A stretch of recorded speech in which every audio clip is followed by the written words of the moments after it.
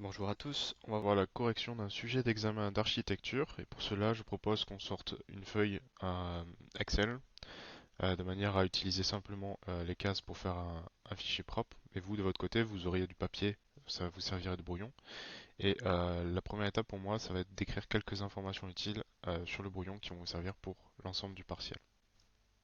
Donc premièrement, en jetant un coup d'œil au sujet, on remarque qu'on va avoir besoin de binaire et d'hexadécimal.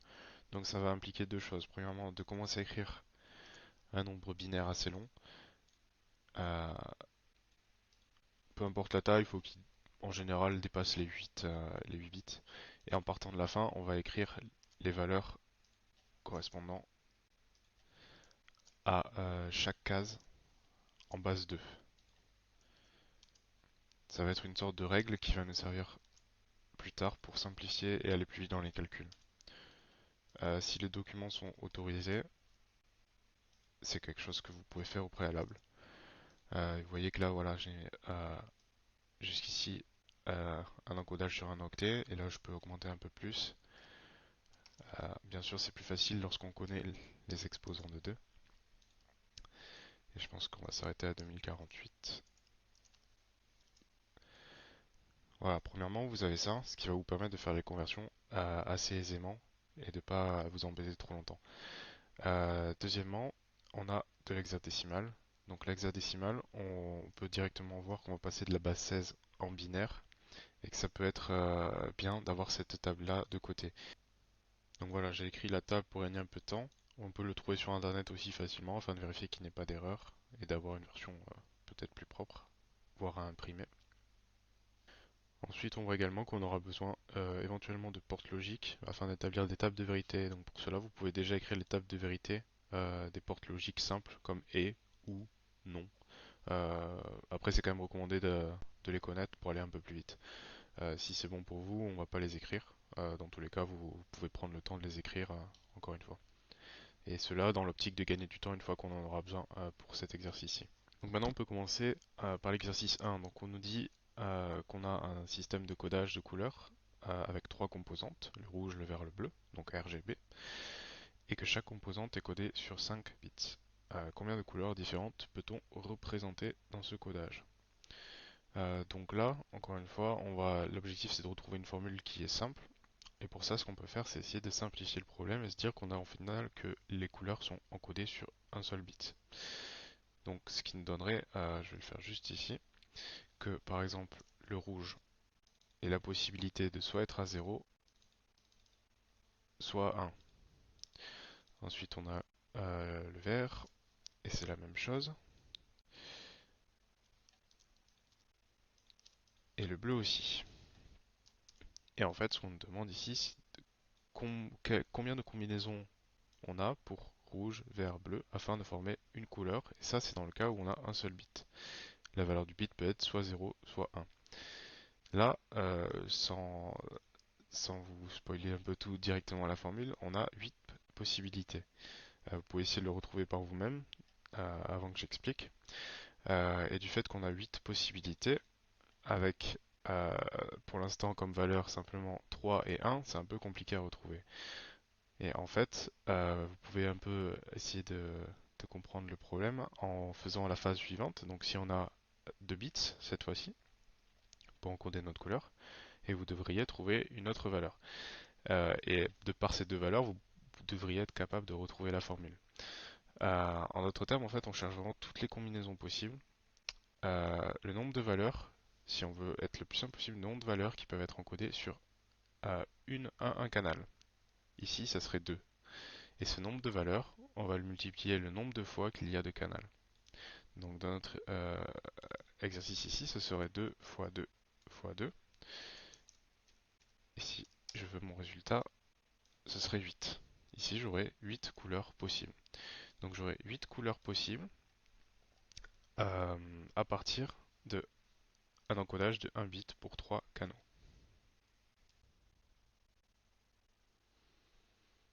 Maintenant, dans le cas où on augmenterait le nombre de bits à 3 et non à 2, on augmenterait donc de 1 bit la possibilité d'encodage sur chaque canal, et donc il faudrait essayer de calculer le nombre de valeurs qui sont encodables pour 3 octets, 3 bits, pardon.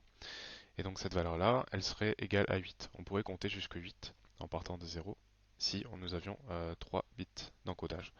Donc si nous aurions 8 valeurs, la formule serait 8 fois 8 fois 8. Et on pourrait encoder 512 couleurs sur un encodage à 3 bits. Donc si on fait de la même manière et qu'on va directement à 5 bits, sur 5 bits, en fait, ce qu'il est possible d'encoder, c'est la formule suivante qui nous le donne, c'est 2 exposant 5, qui va nous donner, alors exposant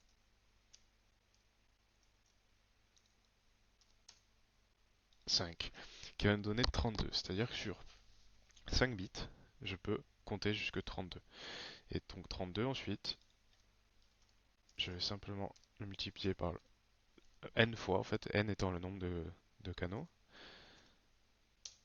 pour obtenir le nombre de couleurs. Et donc ici, le nombre de couleurs que je peux obtenir, il ne veut pas me l'écrire, serait de 32 768 avec 3 canaux et 5 bits d'encodage pour chaque canal. De manière générale, on encode les couleurs sur 8 bits, 1 octet. Donc on peut encoder 255 valeurs par canal. Et donc le nombre de couleurs en général qu'un PC est capable d'afficher, c'est de 16 millions.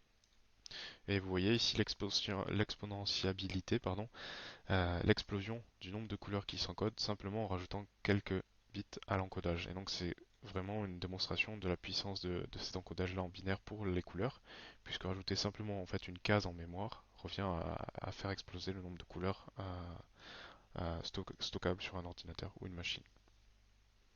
Pour la question suivante, question 2, on va simplement convertir un nombre binaire en base 10, donc ça très simple encore une fois.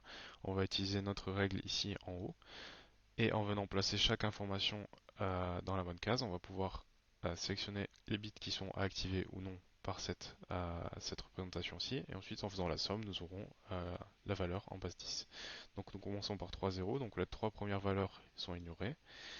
Ensuite nous avons 8, donc ici vous réécrivez simplement la valeur qui est en dessous.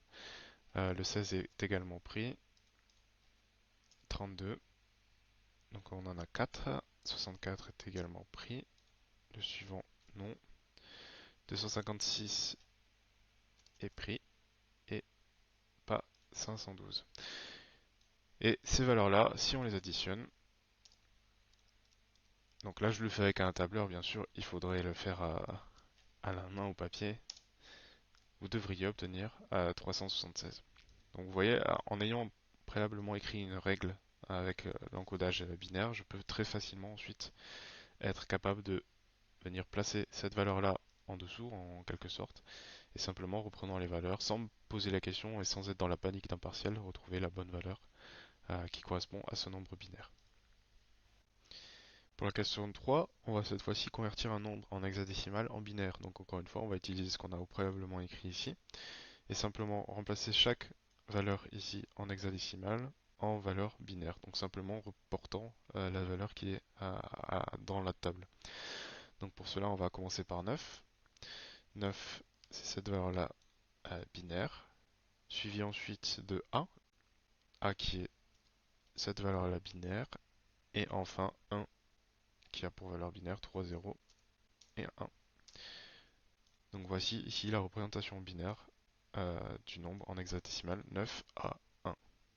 Dans l'exercice suivant, on demande de convertir un nombre en base 10 vers un nombre binaire. Donc pour ça, on fait la méthode des divisions successives comme vu en TD, où on va diviser successivement par 2 un nombre. Ici 117, on a 58 plus 1. Et ce 1 va être important puisqu'il il va faire partie de notre décodage par la suite. Et le 1, n'oubliez pas, lorsqu'on divise par 2 un nombre, c'est ce qui va nous donner la parité ou non de ce nombre. Et donc ça sera le bit tout à droite lors de l'écriture en binaire, puisque c'est le seul bit qui permet d'ajouter 1 et donc de définir si le nombre est impair ou pair. Donc là on vérifie bien, 117 est impair.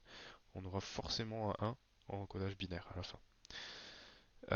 Pardon. 58 divisé par 2, on a du 29 par 2 et pas de reste, donc 0. 29 par 2, on est sur du 14, pardon, encore une fois, 14, et on aura un reste. 14 par 2, on aura 7, pas de reste. 7 par 2, on aura 3 et un reste. 3 par 2, on aura une fois 2 plus 1. Et enfin, le 1 par 2, on aura 0 et 1.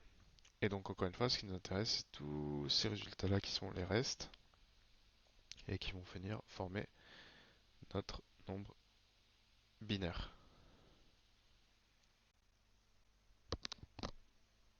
Donc maintenant, si on veut mettre au propre ce résultat-là, on va se placer au propre sur notre Excel. J'ai dit que le 1, le tout premier, la première division correspondra au nombre le plus à droite. Donc une fois que je l'ai écrit, je décale et je rajoute la suite dans l'ordre. Et 3, 1, il me semble. Et donc là, on a un encodage sur 7 bits et on nous a bien demandé un octet, donc on fait attention et on rajoute pour avoir bien nos 8 bits, donc un octet. Donc 117 devrait s'écrire comme ça en binaire. Donc vous pouvez le vérifier en faisant l'exercice opposé comme tout à l'heure avec la règle là-haut, et bien vérifier que on a bien écrit 127. Pour ceux qui sont vraiment les plus à l'aise, vous avez une seconde méthode que je préfère à côté de celle des divisions par deux parce que je la trouve plus longue, c'est de simplement aller chercher directement les paquets d'exposants de 2, donc toujours grâce à cette table-là, qui vont nous permettre de former 117. Donc 117 par exemple, je peux commencer à 128. 128 est déjà trop grand pour encoder 117, donc je ne peux pas. Par contre 64, je le prends. Je peux également ajouter 32 puisque 64 plus 32 c'est toujours inférieur à 117. Et ainsi de suite. Et donc là, en faisant la somme de tout ce que je vais ajouter, je dois retrouver 117. Donc à chaque fois, je dois m'assurer que je ne dépasse pas 117. Et en allant de plus en plus vers la droite, je vais rajouter des valeurs de plus en plus petites. Donc si j'ajoute un nombre grand et que je suis toujours inférieur à 117, ne vous inquiétez pas, vous pouvez continuer d'avancer. C'est pas une histoire de combinatoire, ça peut se faire dans cet ordre-là. Je crois que je peux également ajouter 16, puisque 64 plus 16, on est sur du 80, plus 32, on est sur du 112. Donc là, avec ces trois valeurs-là, j'ai 112. Et 112, il me reste 5 à faire. Et 5, je sais le faire. 5, c'est 4 et 1. Donc vous voyez qu'en fait, plus on va vers la droite, plus c'est facile de terminer l'exercice. Et donc là, normalement, si je complète avec des zéros, et le premier également pour faire 8, 1, 2, 3, 4, 1, 2, 3, 4, je devrais avoir la même valeur qu'ici. Ici, le 0 c'est enlevé devant, mais c'est la même chose.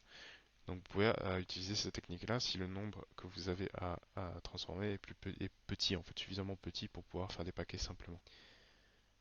Pour l'exercice suivant, on va s'intéresser à ce schéma-là électronique ou logique, avec deux sorties, S1, S2, et trois entrées A, B, C, représentées par trois boutons. Donc vous vous rappelez, si on appuie sur un bouton, en fonction du schéma logique, la lumière, la LED, va s'allumer ou non. Donc c'est pour représenter évidemment la, la logique binaire qui se passe derrière ça. Et ce qu'on nous demande d'écrire ici, c'est quelles sont les fonctions de S1 et S2, ainsi que leur table de vérité. Donc les fonctions, comme vous le savez, on part de la fin. Donc S1, la dernière opération qu'on va faire, ça va être le note. Donc on va commencer par écrire le note dans la formule. C'est-à-dire que S1, c'est égal à note, ou non en français, comme vous voulez. J'ai écrit la représentation des schémas ici. Donc le OU, ça serait celui-ci. Le et, ça serait celui-ci à bord plat. Et le non, c'est le triangle avec le petit rond. Donc bien sûr, ces dessins-là, ne les réutilisez pas pour la formule. Vous pourrez écrire un note comme ça ou avec la barre au-dessus, en fonction de comme vous préférez, comme vous avez appris. Donc on sait que S1 sera non quelque chose. Ce quelque chose, on va avoir une composante ici de et. Donc S1 c'est nom de et de deux choses là. Donc d'un autre et ici. Et on va avoir besoin de priorité bien sûr pour prendre en compte tout ça. Ce et là, c'est celui-ci. Donc je vais pas l'entourer sinon ça va faire trop bordélique. Le second et qu'on a placé, c'est celui-ci qui est bien encadré, encastré en fait dans le précédent. Et ça va être un nom de A, un et pardon, de A et B. Donc A et B.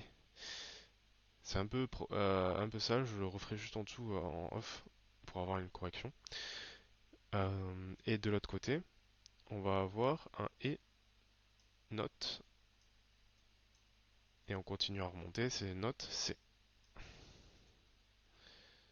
Et donc là, on a écrit la formule S1. Donc voici les équations au propre. S1 est égal à nom A et B et non C. Et S2 est égal à A ou B ou pas C. Donc maintenant, on va passer aux tables de vérité.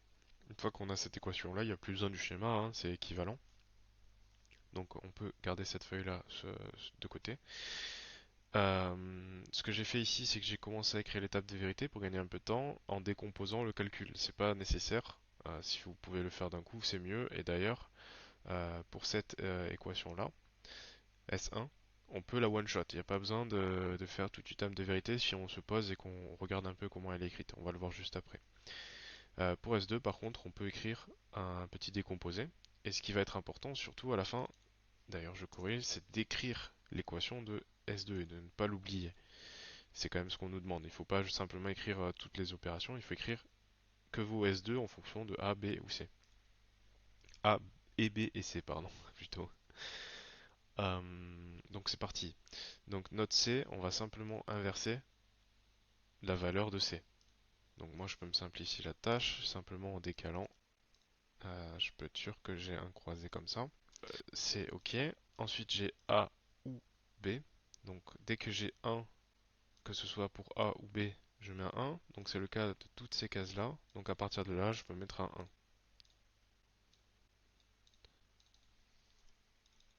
Bien sûr, je vérifie qu'il n'y ait pas une paire de 0, mais les deux paires de 0, elles sont ici. Et donc S2, c'est euh, cette colonne-là ou celle-là. Donc je vérifie, j'ai des 1 partout ici, donc tout ça c'est 1. Et le seul endroit où j'ai 2 0, c'est celle-ci. Donc ici j'ai 0, et le reste j'ai 1.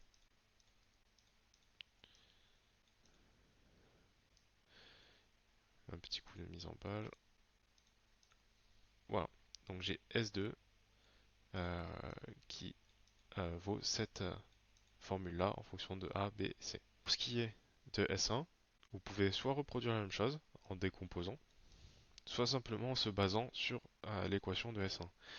S1, si on enlève la barre, donc le nom, on nous dit que S1 c'est A et B et passé. Donc A et B, c'est simplement ces deux lignes-là, puisqu'il faut un 1 dans les deux cas, et passé.